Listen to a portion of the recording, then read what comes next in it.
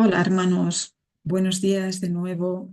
Seguimos con los capítulos de Un Curso de Milagros. Estamos en el capítulo 19, la consecución a la paz, la consecución de la paz, perdón, de la paz, capítulo 19. Pues vamos con la invocación de la página 30 que dice así: estamos aquí únicamente para ser útiles. Estamos aquí en representación de aquel que nos envió. No tenemos que preocuparnos por lo que debemos decir ni por lo que debemos hacer, pues aquel que nos envió nos guiará. Nos sentimos satisfechos de estar donde quiera que Él desee, porque sabemos que Él estará allí con nosotros. Sanaremos a medida que le permitamos enseñarnos a sanar.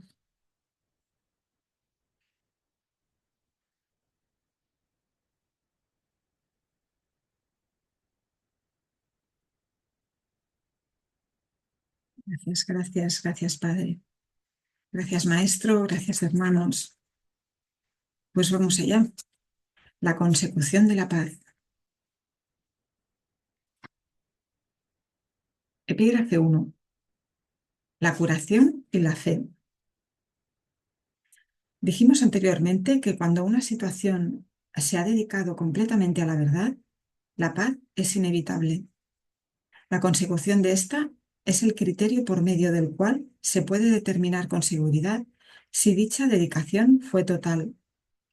Mas dijimos también que es imposible alcanzar la paz sin tener fe, pues lo que se le entrega a la verdad para que ésta sea su único objetivo, se lleva a la verdad mediante la fe.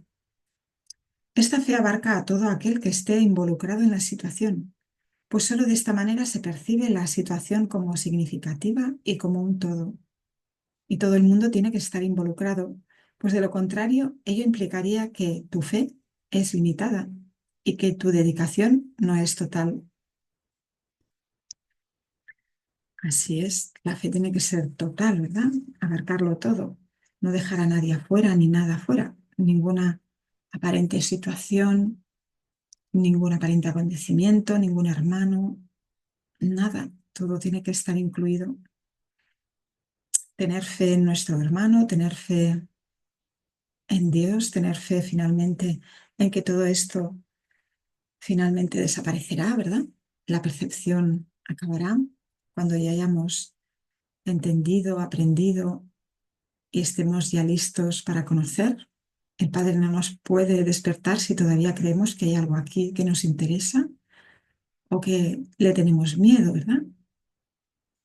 Ese es el último miedo que hay que traspasar, que hay que abandonar, el miedo a Dios. Que teníamos miedo a Dios, lo negamos y por eso creímos ser culpables. Creímos que teníamos que escondernos del Padre.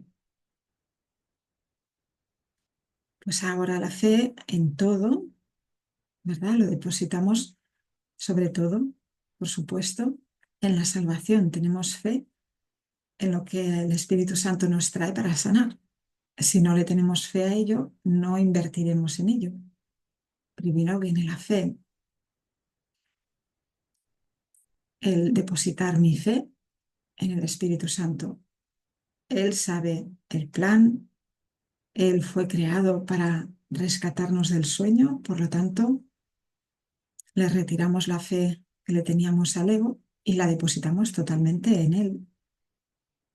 Confiamos plenamente en que se nos devolverá la cordura si seguimos los pasos que se nos piden. Pues sigue el maestro. Toda situación que se perciba correctamente se convierte en una oportunidad para sanar al Hijo de Dios. Y éste se cura porque tú tuviste fe en él al entregárselo al Espíritu Santo y liberarlo de cualquier exigencia que tu ego hubiese querido imponerle. Ves por consiguiente que es libre y el Espíritu Santo comparte esa visión contigo. Y puesto que la comparte, la ha dado. Y así, Él cura a través de ti. Unirse a Él en un propósito unificado es lo que hace que ese propósito sea real, porque tú lo completas. Y esto es curación. El cuerpo se cura porque viniste sin él y te uniste a la mente en la que reside toda curación. El cuerpo se cura como efecto de haber curado la mente, ¿verdad? Si nos unimos a la mente del Espíritu Santo, es esa mente sanada, esa mente que corrige, esa mente que ve todo corregido ya. Intercambiamos esa mentalidad egoica, ¿verdad?, que inventamos por la mentalidad del Espíritu Santo, pues estaremos sanos mentalmente y por lo tanto el cuerpo se curará. No vemos al cuerpo como fin, lo vemos como un vehículo, ¿verdad? Un vehículo ahora para alcanzar el fin, que es retornar a casa, despertar, volver al conocimiento a través de la fe que ponemos en nuestros hermanos, ¿verdad? A través del hermano nos salvamos, no vamos solos, no existimos solos. Y sigue diciendo, el cuerpo no puede curarse porque no puede causarse enfermedades a sí mismo. No tiene necesidad de que se le cure. El que goce de buena salud o esté enfermo depende enteramente de la forma en que la mente lo percibe y del propósito para el que quiere usarlo. Es obvio que un segmento de la mente puede verse a sí mismo separado del propósito universal. Cuando esto ocurre, el cuerpo se convierte en su arma, que usa contra ese propósito para demostrar el hecho de que la separación ha tenido lugar. De este modo, el cuerpo se convierte en el instrumento de lo ilusorio, actuando en conformidad con ello, viendo lo que no está ahí, oyendo lo que la verdad nunca dijo y comportándose de forma demente, al estar aprisionada por la demencia. No pases por alto nuestra afirmación anterior de que la falta de fe conduce directamente a las ilusiones, pues percibir a un hermano como si fuese un cuerpo es falta de fe, y el cuerpo no puede ser usado para alcanzar la unión. Si ves a tu hermano como un cuerpo, habrás dado lugar a una condición en la que unirse a él es imposible. Tu falta de fe en él te ha separado de él y ha impedido vuestra curación. De este modo, tu falta de fe se ha opuesto al propósito del Espíritu Santo y ha dado lugar a que se interpongan entre vosotros ilusiones centradas en el cuerpo, y el cuerpo parecerá estar enfermo, pues lo habrás convertido en un enemigo de la curación y en lo opuesto a la verdad. Ahí está. El cuerpo como fin lo habíamos utilizado para limitar lo ilimitado a un segmento y creer que reinábamos en ese reino, ¿verdad? En ese mísero y diminuto reino, en esa mota de polvo.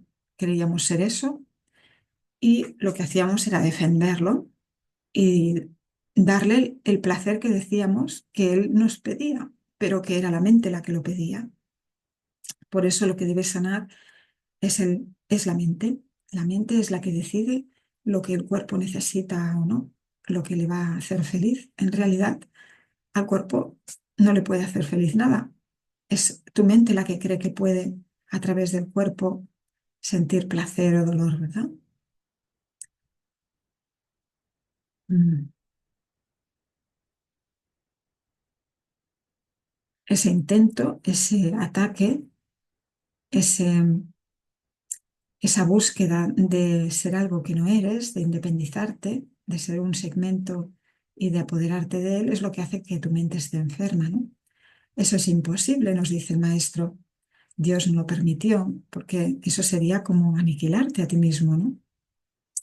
Entonces, lo que hacemos y lo que tenemos que hacer, como nos pide el maestro, es perdonar esas ilusiones, darme cuenta de que no soy ese cuerpo, de que no quiero eh, buscar la felicidad por cuenta del ego, e intercambio esa mentalidad egocéntrica, egoísta, por la mentalidad milagrosa que le va a devolver a mi mente la llenura, porque reconoce que está en todo y que es todos a la vez, ya no hay limitaciones, ¿verdad? Pero mientras parezca que estamos en el mundo y necesitamos aprender lecciones de amor, veremos todo como una oportunidad para recordarnos lo que somos. Ahora no es, vaya, qué mala suerte, quería ir al cine y no he podido ir. No, es una oportunidad para decir, wow, ¿quién soy? ¿Qué es lo que realmente me hace feliz? ¿Ir al cine? No, lo que realmente me hace feliz es reconocer que estoy en Dios, que soy uno con Él y llevar mi función a cabo, ¿verdad? ¿Para qué estoy aquí ahora? Para llevar mi función a cabo, para darle significado y sentido al paso, a este paso por el sueño, ¿no? Mm, ¿Qué otra función si no tendría? ¿Qué podría querer aquí una vez que sé que las ilusiones no me pueden dar nada, ¿verdad? La única alternativa que tengo es sanar, permitir que el Espíritu Santo me sane y compartir la sanidad mental con mis hermanos.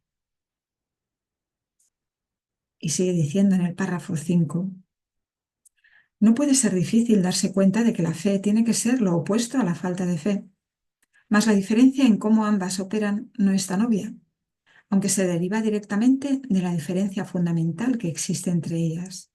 La falta de fe siempre limita y ataca. La fe desvanece toda limitación y brinda plenitud. La falta de fe siempre destruye y separa. La fe siempre une y sana. La falta de fe interpone ilusiones entre el Hijo de Dios y su Creador. La fe elimina todos los obstáculos que parecen interponerse entre ellos. La falta de fe está totalmente dedicada a las ilusiones.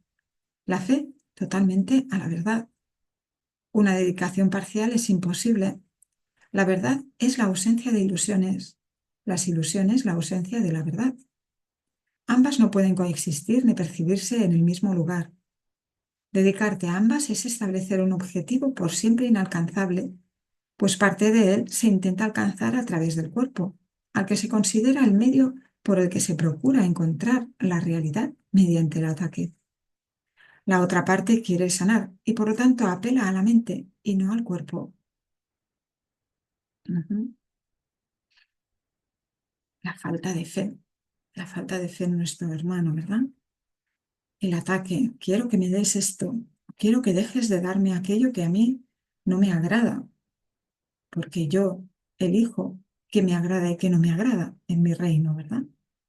En esta limitación corporal me digo, esto es lo que quiero y esto tiene que ser así, y el que no cumpla con mis deseos personales, egoicos, pues fuera de mi reino, ¿no? Lo rechazo, lo castigo, lo ataco, pero a la vez me siento solo, sin el otro. Así que por eso parece una relación de amor-odio, ¿no? Una relación especial en la que parece que amo a ratos o que me aman a ratos, pero otras parece que estamos atacándonos, ¿no? Mutuamente.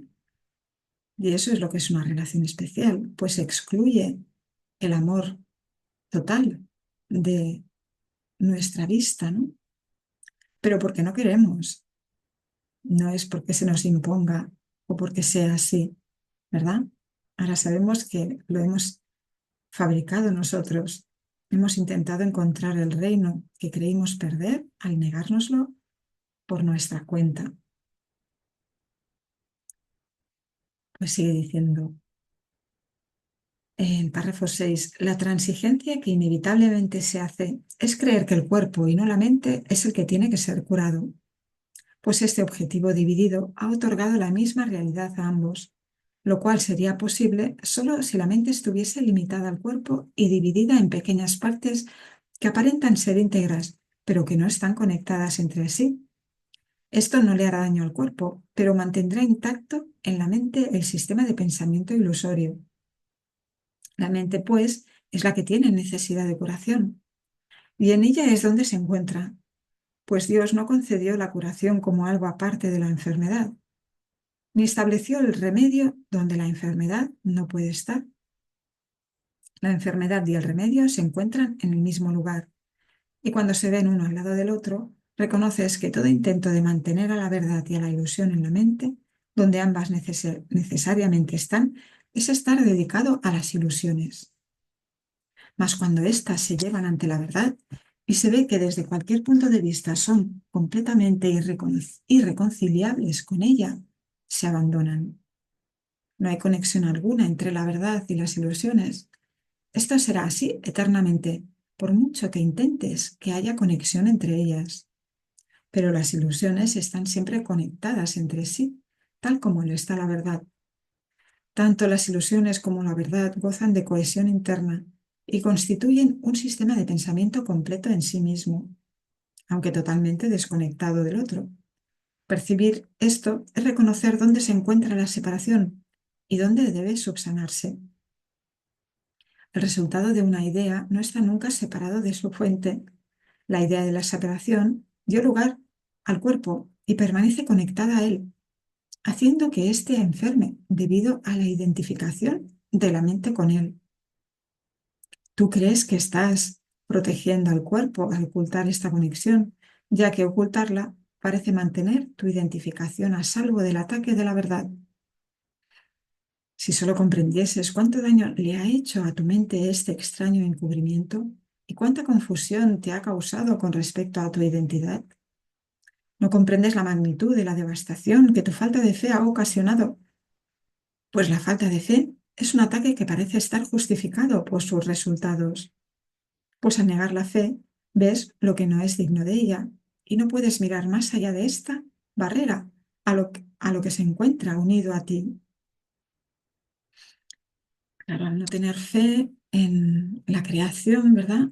Al no tener fe en nuestro hermano que es uno con nosotros, al verlo y querer seguir viéndolo separado, pues estamos viendo las ilusiones y nos quedamos con la devastación. Queremos poder sufrir, nos amargamos la existencia aparente, ¿verdad? En un sueño. Tenemos que reconocer que es un sueño que estaba tratando de dividir la realidad, de separarme de la verdad, de separarme de mi hermano, pues como vea a mi hermano, me veré a mí mismo y veré la creación, y por lo tanto me faltaba fe. Ahora recupero la fe en mi hermano, la fe en la creación, la fe en Dios, y todo cambia. Mi sentir cambia, porque recupero la paz en mi mente. ¿Cómo puedo estar en paz si estoy atacando la creación de manera continuada a través de todo lo que parezco ver, fragmentado, desunido, viendo caos a mi alrededor? Porque no me digan que no es caos una guerra, una hambruna, un huracán, la falta de orden, ¿verdad? Todo eso es caos. Por lo tanto, para devolverle el orden a mi mente, tengo que poner la causa donde realmente está. La causa en mayúsculas es mi Padre. Y nos sigue diciendo el maestro, tener fe es sanar. Es la señal de que has aceptado la expiación y por consiguiente de que deseas compartirla. Mediante la fe ofreces el regalo de liberación del pasado que recibiste. No te vales de nada que tu hermano haya hecho antes para condenarlo ahora. Eliges libremente pasar por alto sus errores, al mirar más allá de todas las barreras que hay entre tú y él, y veros a los dos como uno solo. Y en esa unidad que contemplas, tu fe está plenamente justificada. La falta de fe nunca está justificada. La fe, en cambio, siempre lo está. La fe es lo opuesto al miedo y forma parte del amor, tal como el miedo forma parte del ataque. La fe es el reconocimiento de la unión. Podemos hacer la prueba, ¿no? Y la estamos haciendo en cada instante, claro que sí. Si nos sentimos ofendidos, molestos, incómodos, ¿a quién estamos escuchando? Solo tenemos que pararnos, ¿verdad? No estamos sintiendo paz, estamos eligiendo pensamientos que no son reales. Los pensamientos que son reales me devuelven la paz y con ello la llenura, ¿verdad? El descanso, la felicidad, el amor, ¿verdad? Lo otro no deja de ser miedo que se manifiesta pues en angustia, en tristeza, en incomodidad, en ira. Hay muchas manifestaciones del miedo que parecen no ser miedo, pero que en realidad lo son. Pues solo podemos experimentar dos emociones, el miedo o el amor. Y nos dice, la fe es el reconocimiento de la unión, es el benévolo reconocimiento de que cada hermano es un hijo de tu amorosísimo Padre, amado por él como lo eres tú, y por lo tanto amado por ti, como si fueses tú mismo. Su amor es lo que te une a tu hermano, y debido a su amor no desearías mantener a nadie excluido del tuyo.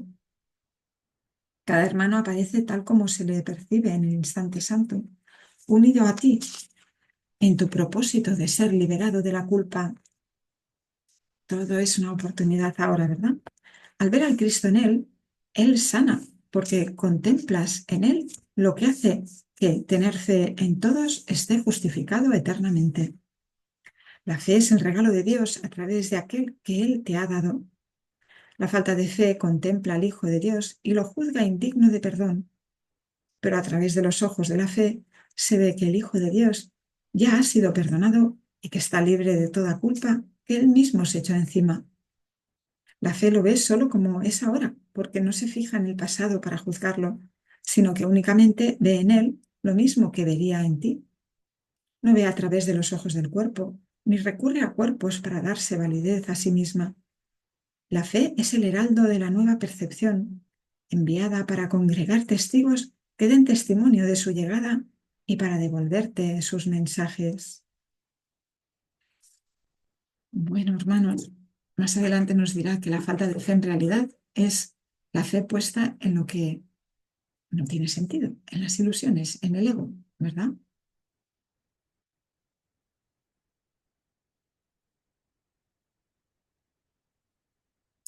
Pues gracias, Padre, por indicarnos el camino, por guiarnos de vuelta a ti.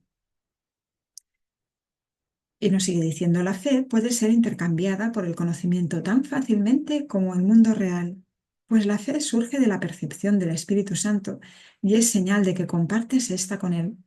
La fe es un regalo que le ofreces al Hijo de Dios a través del Espíritu Santo y es tan aceptable para el Padre como para el Hijo. Por lo tanto, por lo tanto, te lo ofreces a ti mismo. Tu relación santa, con su nuevo propósito, te ofrece fe para que se la des a tu hermano. Tu falta de fe os ha separado y así no ves tu salvación en él. La fe, no obstante, os une en la santidad que veis, no a través de los ojos del cuerpo, sino en la visión de aquel que os unió y en quien estáis unidos.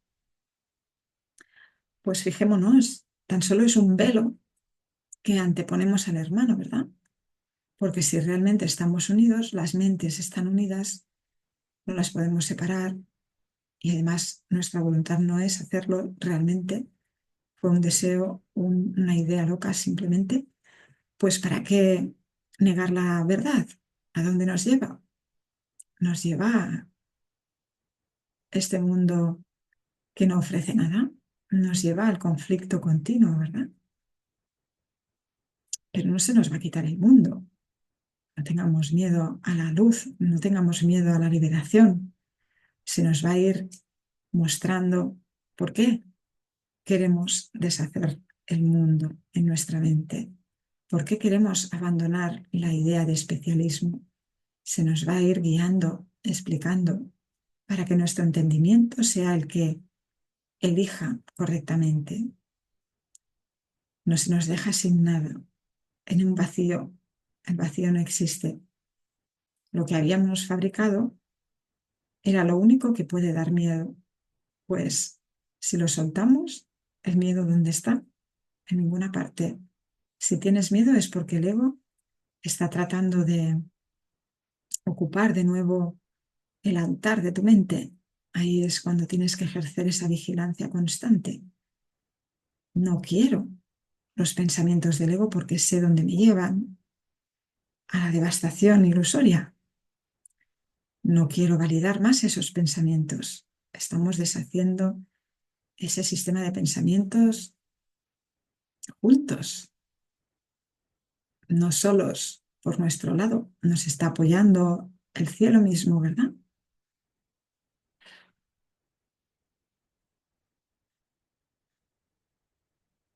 Y sigue diciendo el párrafo 13. La gracia no se le otorga al cuerpo, sino a la mente. Y la mente que la recibe mira instantáneamente más allá del cuerpo y ve el santo lugar donde fue curada. Ahí es donde se alza el altar en el que la gracia fue otorgada y donde se encuentra. Ofrécele pues gracia y bendiciones a tu hermano, pues te encuentras en el mismo altar donde se os otorgó la gracia a ambos. Y dejad que la gracia os cure a la vez, para que podáis curar mediante la fe. Tu fe te ha sanado, tu fe te salva de la locura, ¿verdad?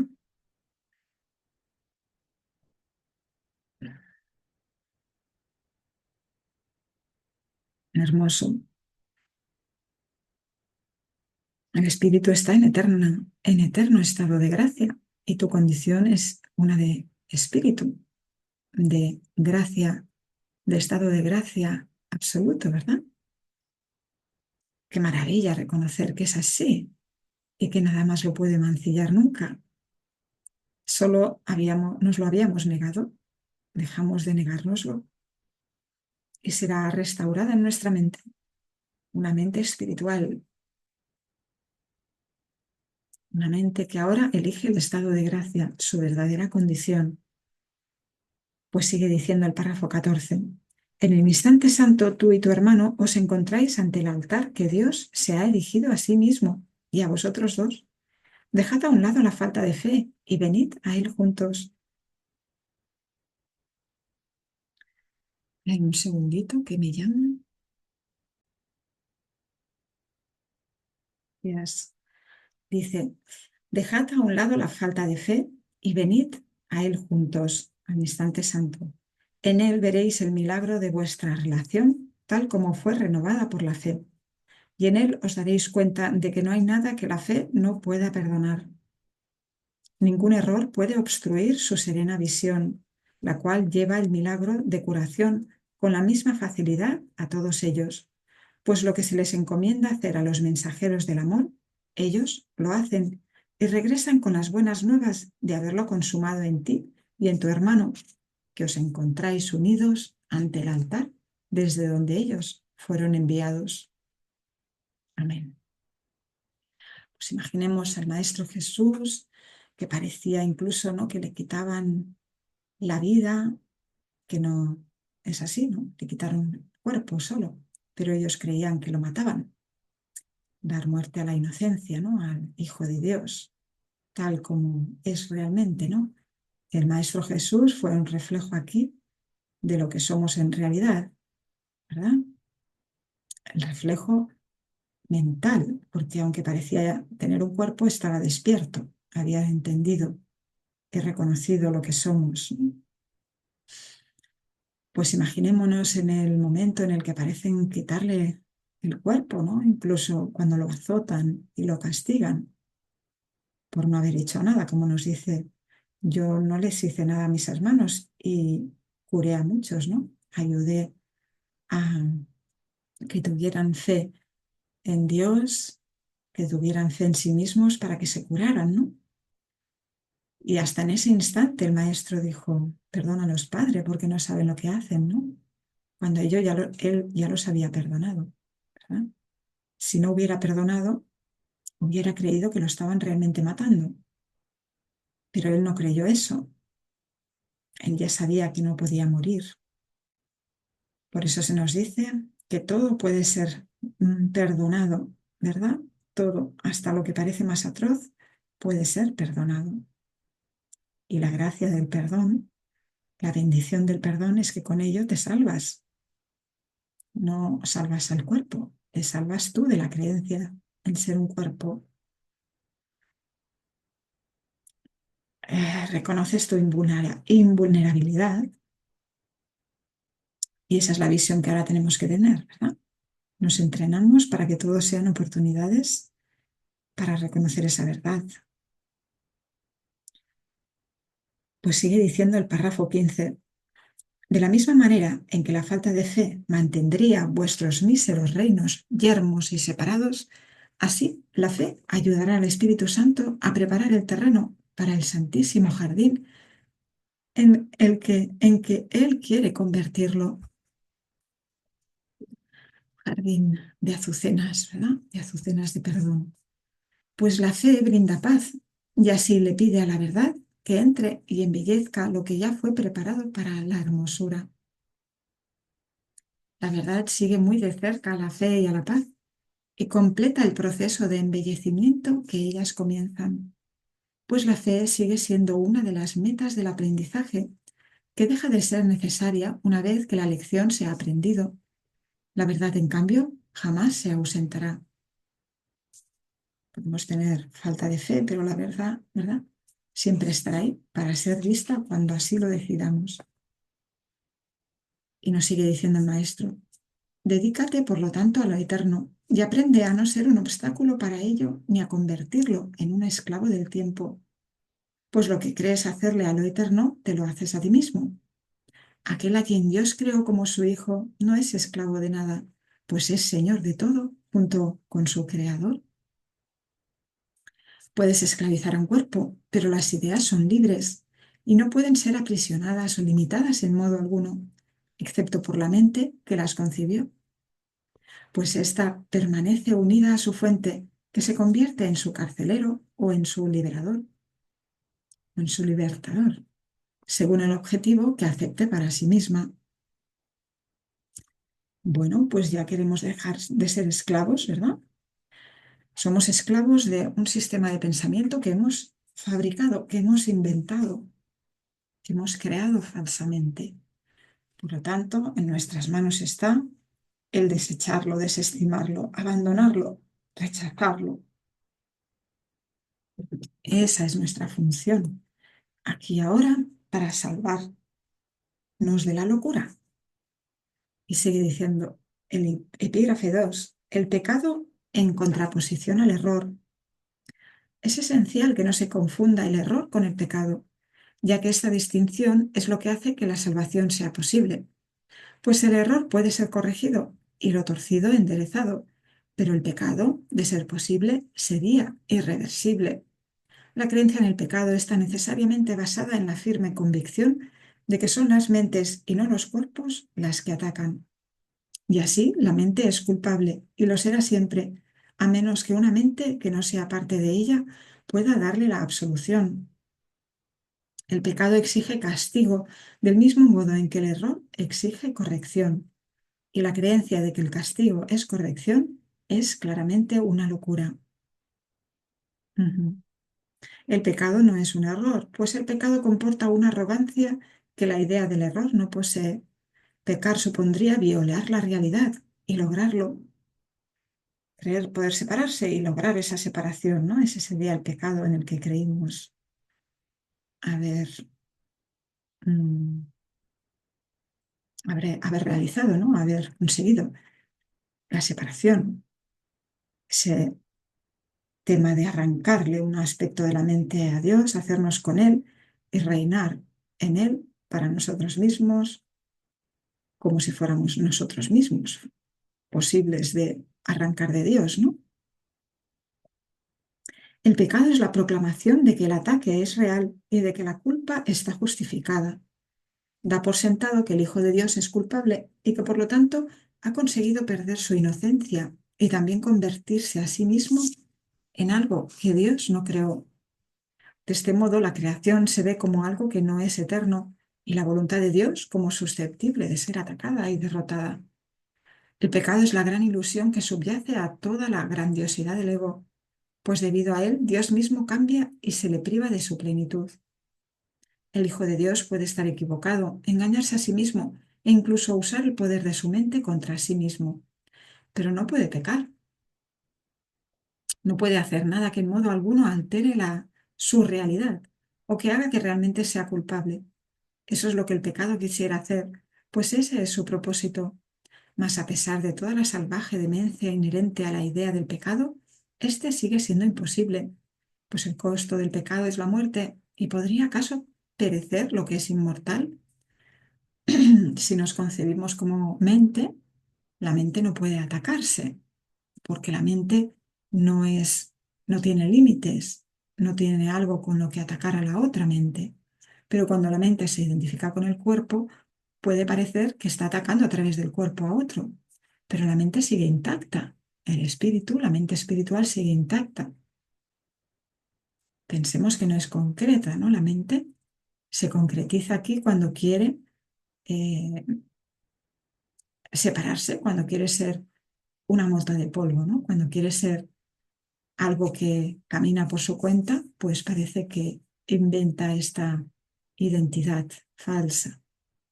Pero la mente no puede atacarse a sí misma, no puede derrotarse, no puede ser derrotada. La mente siempre será mente insustancial, sin sustancia, sino, tampoco sería la palabra, sería inconcreta, ¿no? La mente ahora se ha vuelto concreta, pero en realidad una mente espiritual es abstracta, ¿no? Aquí parece que ahora tenemos que sanar la mente con esos símbolos de símbolos que hemos inventado para separarnos, pero ahora utilizados correctamente. Sí que utilizamos la mente concreta aparentemente en este mundo, como utilizamos los milagros, que en el cielo no son necesarios, o utilizamos el tiempo ahora para volver a casa.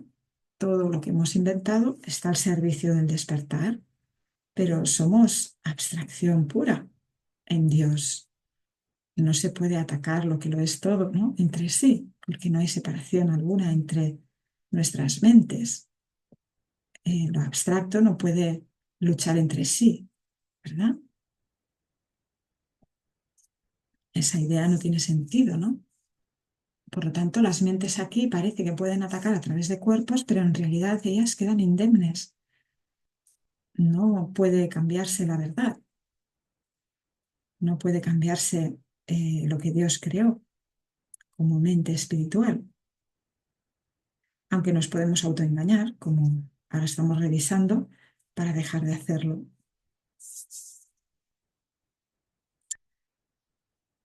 Y sigue diciendo, uno de los principales dogmas de la descabellada religión del ego es que el pecado no es un error, sino la verdad, y que la inocencia es la que pretende engañarnos.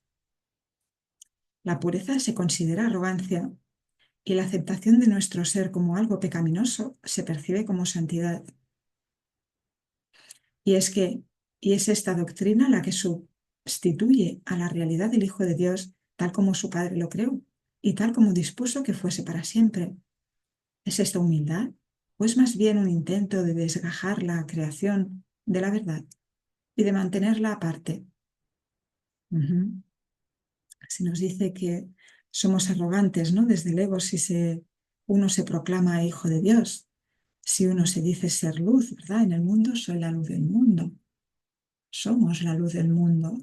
Parece arrogancia, pero en realidad es humildad, porque la arrogancia es del ego y el ego lo que te dirá es que no eres inocente, que eres pecador, que eres culpable, que es ser arrogante entonces, ¿no? Decirle a la creación, decirle a Dios que lo que Él creó es imperfecto, que lo que Él creó es pecaminoso, que lo que Él creó puede sufrir y morir.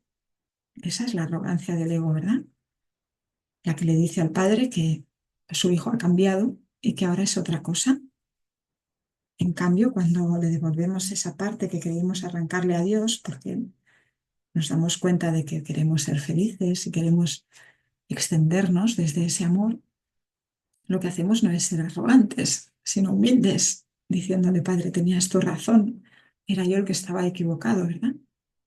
Te devuelvo lo que es tuyo porque me pertenece y precisamente porque es tuyo lo recupero. Para mí, para todos. Qué maravilla. Em, Y sigue diciendo, el ego siempre considerará injustificable cualquier intento de reinterpretar el pecado como un error.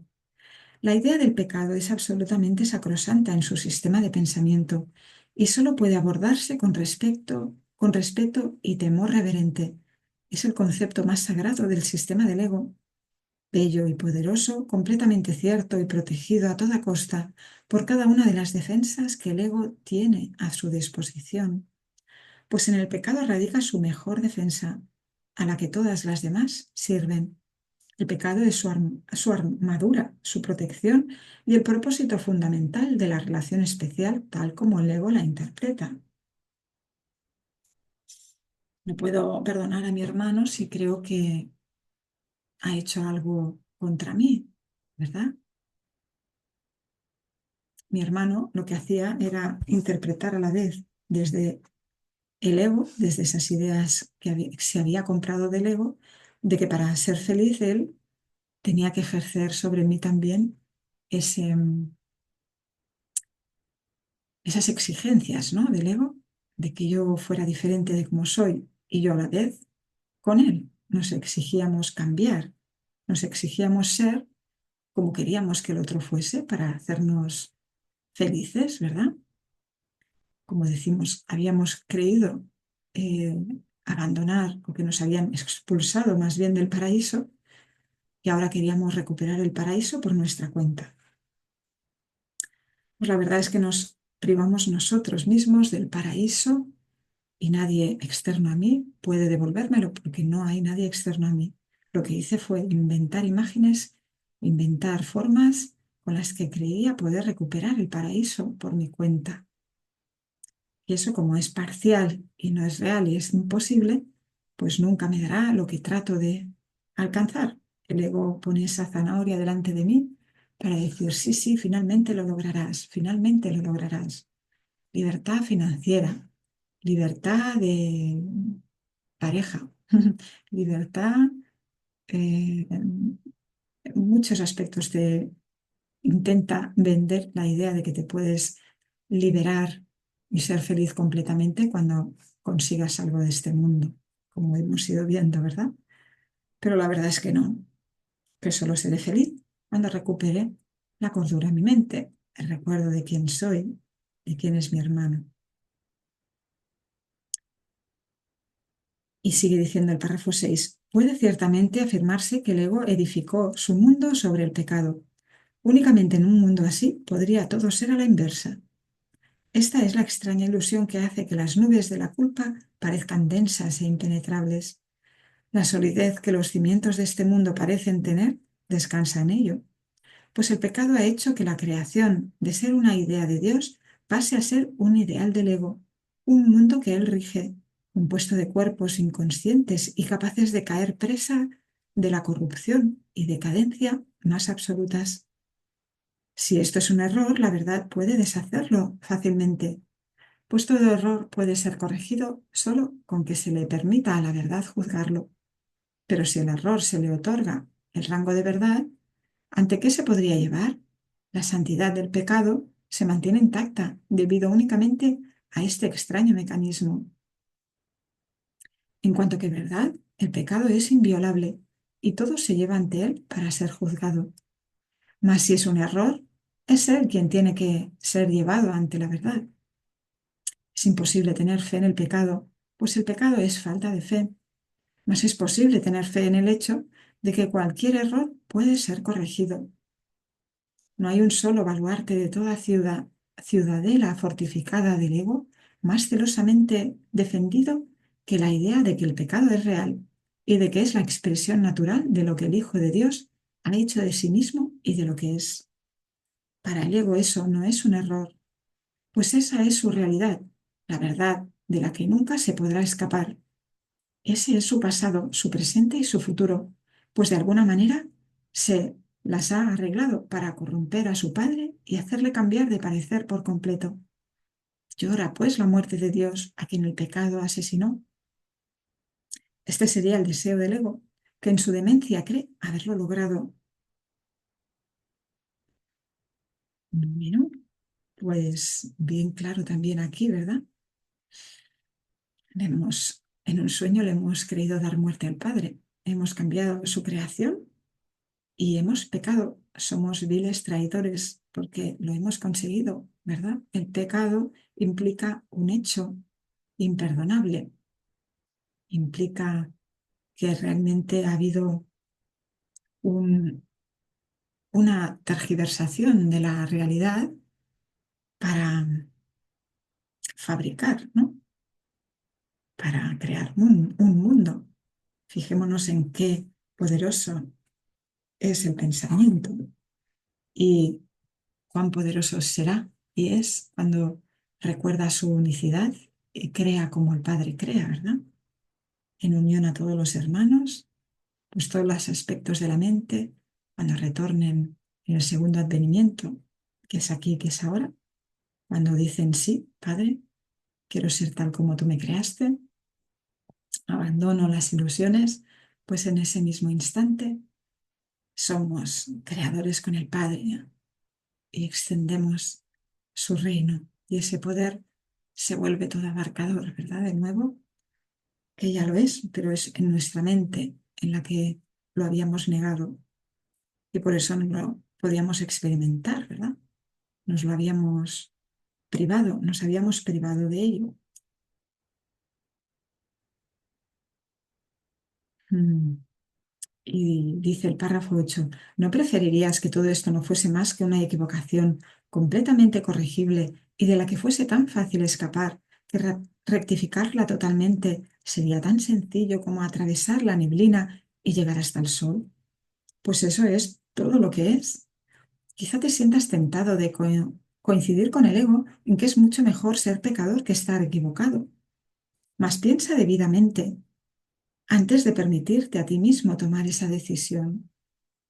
No la tomes a la ligera, pues en la elección estás eligiendo entre el cielo y el infierno. Ujú. Creer en el pecado es lo que es el infierno, hermanos. No nos espera un infierno más allá de este mundo. Este mundo es lo que es un infierno, caótico, desordenado, contrapuesto, en oposición a Dios.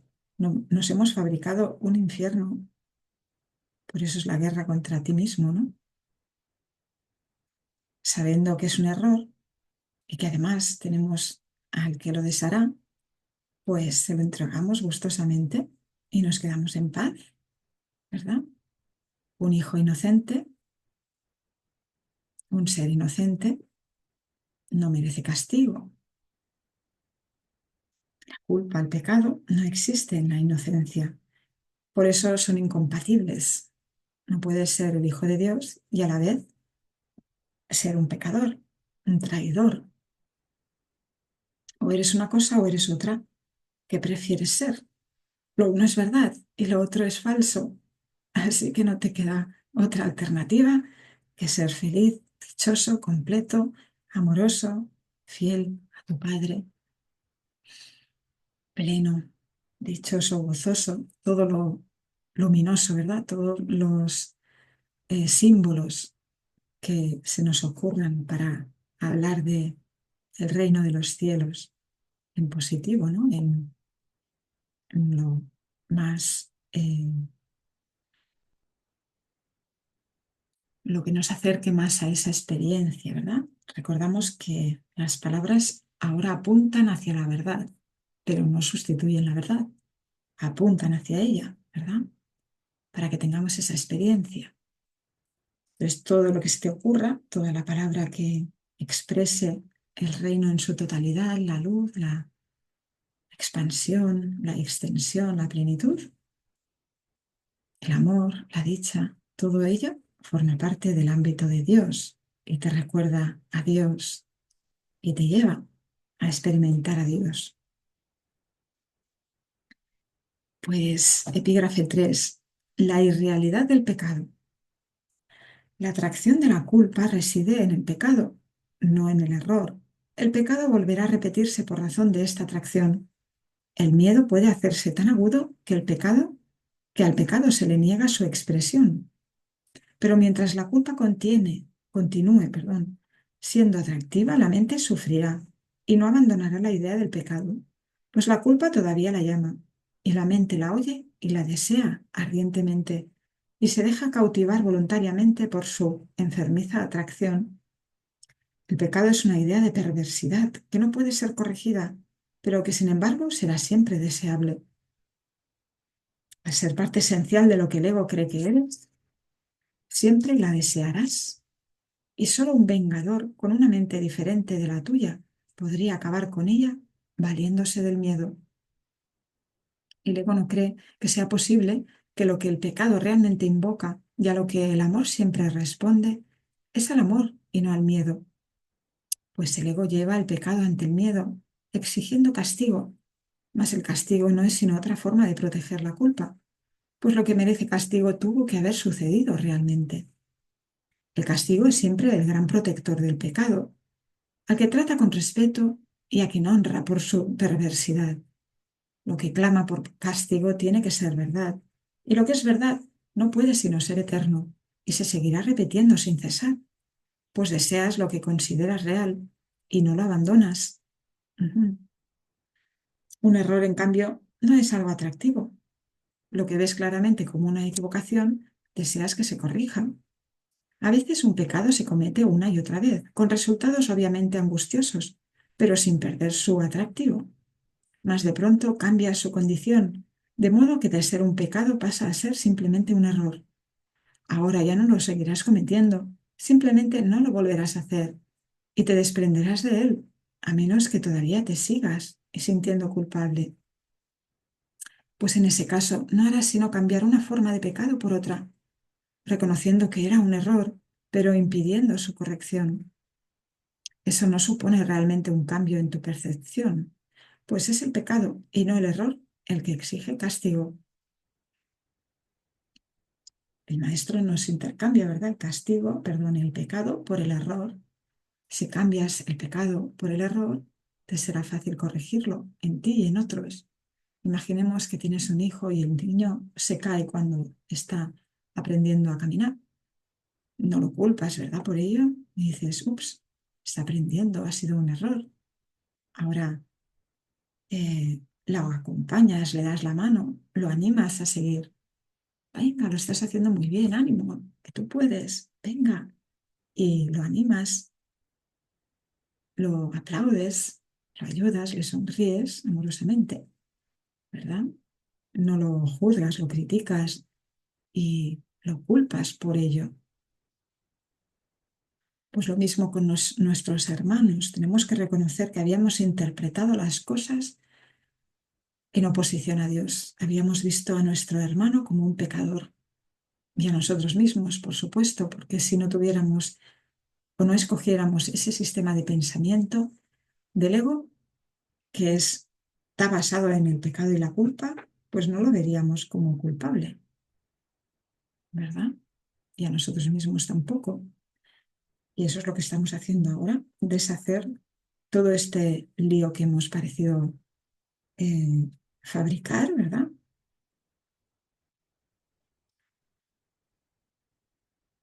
Y sigue diciendo, mm,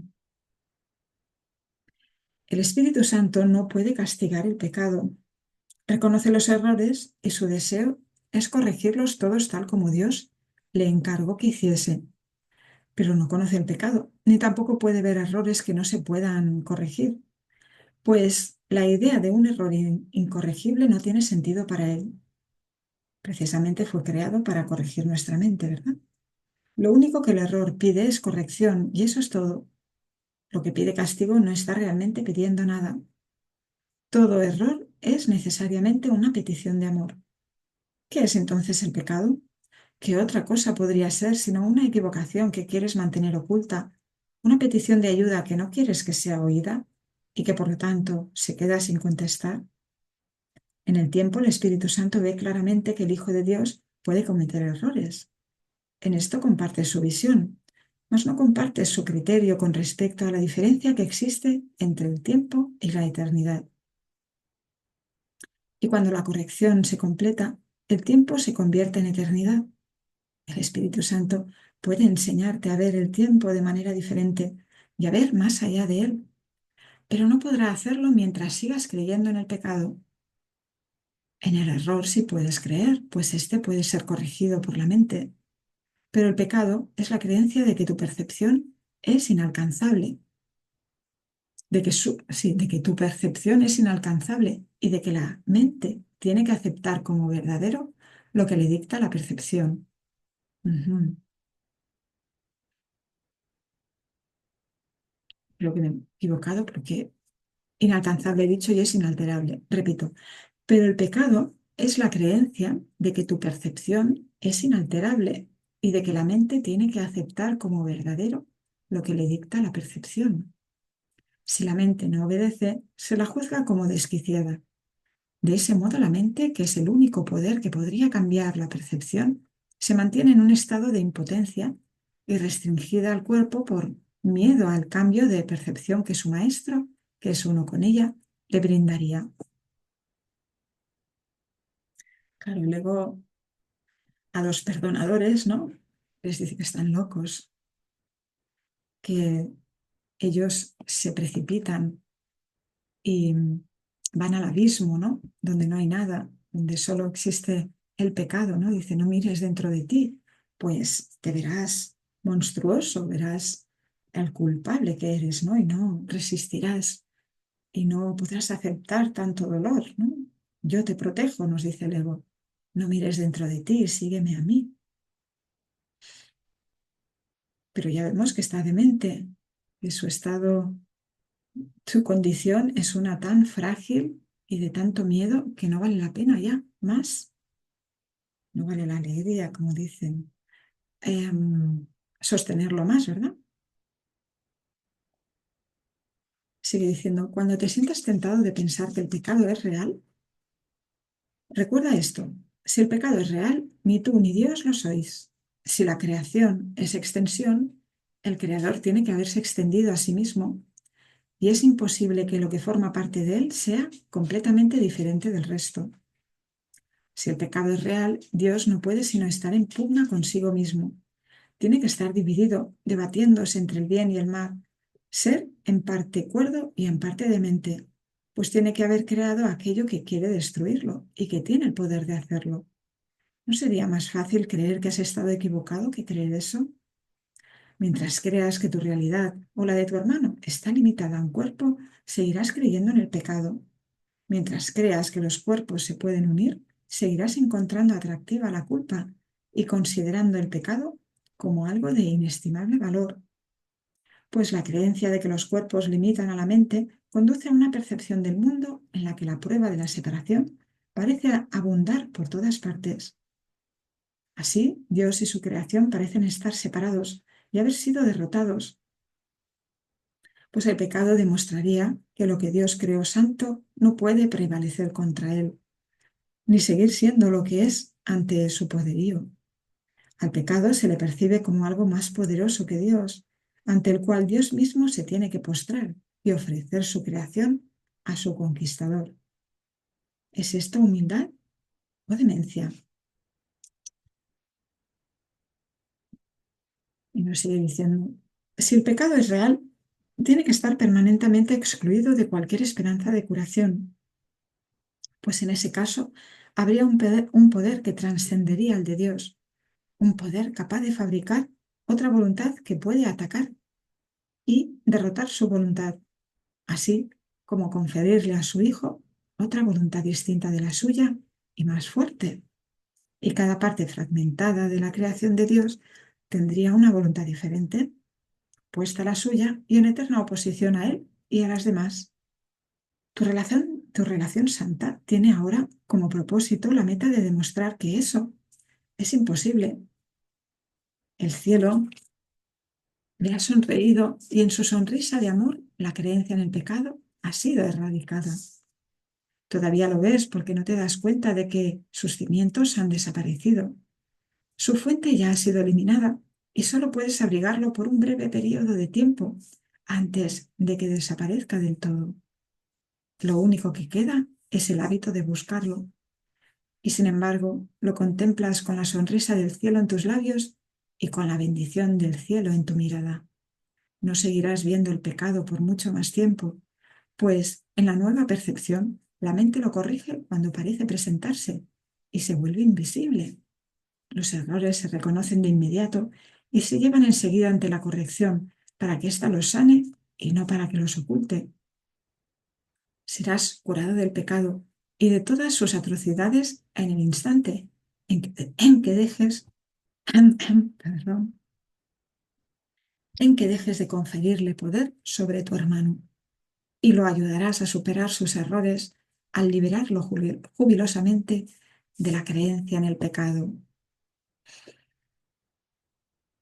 En el instante santo verás refulgir la sonrisa del cielo sobre ti y sobre tu hermano, y derramarás luz sobre él en jubiloso reconocimiento de la gracia que se te ha concedido.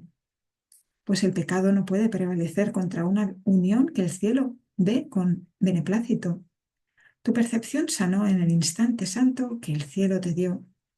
Olvídate de lo que has visto y eleva tus ojos con fe hacia lo que ahora puedes ver. Las barreras que impiden el paso al cielo desaparecerán ante tu santa mirada, pues a ti que eras ciego se te ha concedido la visión y ahora puedes ver. No busques lo que ha sido eliminado, sino la gloria que ha sido restituida para que tú la veas. Mira a tu Redentor y contempla lo que Él quiere que tú veas en tu hermano, y no permitas que el pecado vuelva a cegar tus ojos, pues el pecado te mantendría separado de Él, pero tu Redentor quiere que veas a tu hermano como te ves a ti mismo. Vuestra relación es ahora un templo de curación, un lugar donde todos los que están fatigados pueden venir a descansar. En ella se encuentra el descanso que les espera a todos después de la jornada. Y gracias a vuestra relación, todos se encuentran más cerca de ese descanso. Amén. Pues ahí estamos, ¿verdad? Colapsando el tiempo. Los milagros colapsan, acortan el tiempo, hacen que sea menos tiempo necesario para despertar, ¿no? Cuantos más hermanitos lleguen a la conciencia de que solo pueden ser el Santo Hijo de Dios, inocente, y se relacionen así con sus hermanos, pues antes todos reconocerán esa luz, ¿verdad? Así ya, con la venida del Maestro Jesús, tantos, ¿verdad? Hemos oído su llamada.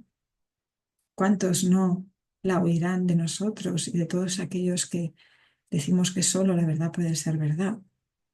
Que la locura no puede ir a ninguna parte, ¿no? Que nos hemos cansado de creer poder sufrir, que ya no queremos la percepción eh, que se nos perpetúa con el ego, ¿verdad? Aquí no queremos perpetuarnos en el tiempo, no queremos que haya más tiempo del necesario para retornar. Y esto lo estamos eligiendo por todos, a cada instante. Pues vamos a hacer una parada. Estamos en el capítulo 19, la consecución de la paz. Este capítulo tiene 4 epígrafes. El cuarto es bastante extenso y vamos a hacer esta paradita para seguir después, que se titula Los obstáculos a la paz. Gracias, Padre, gracias, Maestro, gracias a todos. Nos vemos en un instante.